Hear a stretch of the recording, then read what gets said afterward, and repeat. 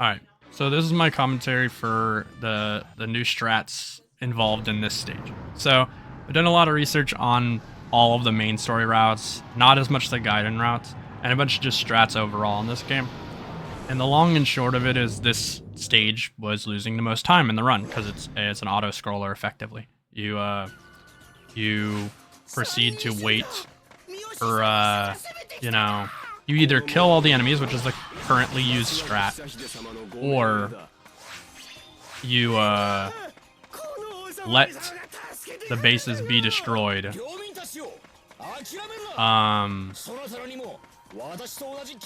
in this stage and trigger like an early trio effectively. So in this stage, it's on a timer. And the first of the Miyoshi trio who spawns out of this north exit, he will spawn at like 138 on the timer, on the in-game timer. The speed in which like these guys taking out the buildings and stuff, the reason I'm not helping is because it's actually not a fail condition for all of these buildings to be destroyed.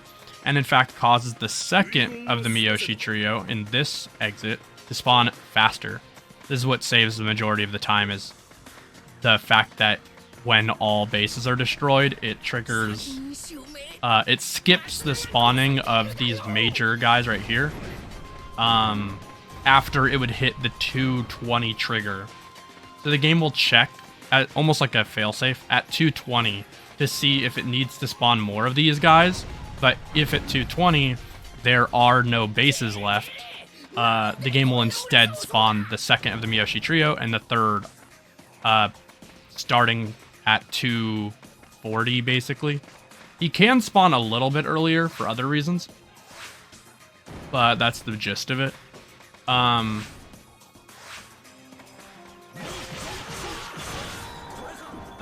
With PI, Azai's 4-hit like Neo Deadly Rave like move where you time each of the slashes is his highest damage, particularly for these guys. If it weren't able to kill, then it would have a decent amount of recovery, which would make it not amazing, but it would still be quite damaging.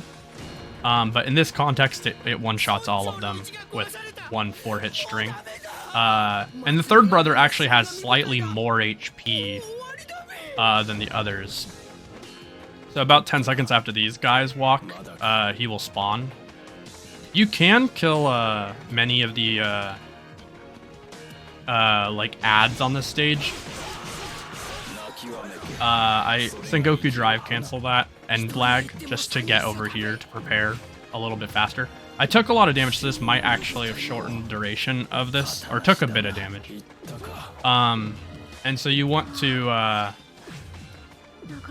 catch him coming out as fast as possible, and that should do it.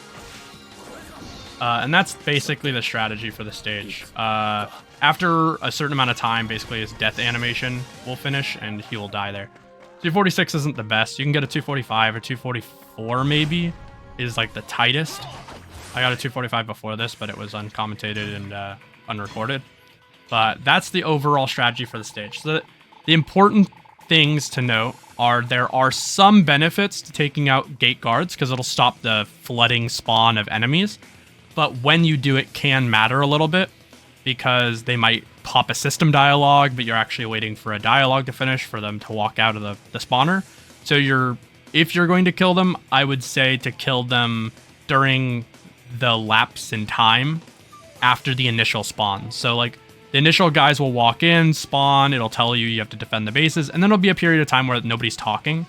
You can use that time to try to take out a couple of the gate guards. Just to stop the flooding of enemies into the map. The actual base destruction does not tend to care about the speed in which they're tearing the buildings down.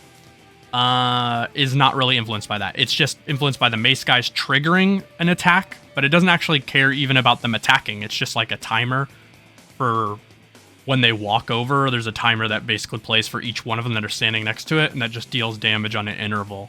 So it doesn't even matter in that sense. You can push the guys to start destroying the bases a little faster, but like I mentioned, it's just a timer that checks at 220 to see if all the bases have been destroyed. If they have, It might even be at 209 or something, but you easily will have them all dead unless you're like actually defending them. So just let them all die. Kill some of the gate guards if you want to just kind of get rid of spawns and adds. Because if a lot of them are loaded, you might get a delayed spawn on some of the Miyoshi trio. And then use that timing quadruple slash to kill. It's the fastest. And then just kill them as they spawn in. I've tested pretty much every permutation of this stage, so if you're like curious, you can ask me questions or comment. But the short and long of it is killing some of the gate guards and not others doesn't really matter. Like pushing the guys to destroy the bases barely matters. Maybe it has some mild effect. Waiting to kill the Miyoshi trio all at the same time doesn't really matter. I've tried thinking because there's dialogue for them dying, I thought like, oh, well, that's delaying it. But actually, if you kill them fast enough, the dialogue finishes well before the third one spawns. So no effect to the total time. So that'll be it for this video, but I'll be posting a little bit more strategy stuff, maybe on the 5th stage for Azai as well. But those are comprehensively difficult to record because they're extremely hard. But take care and have a good one.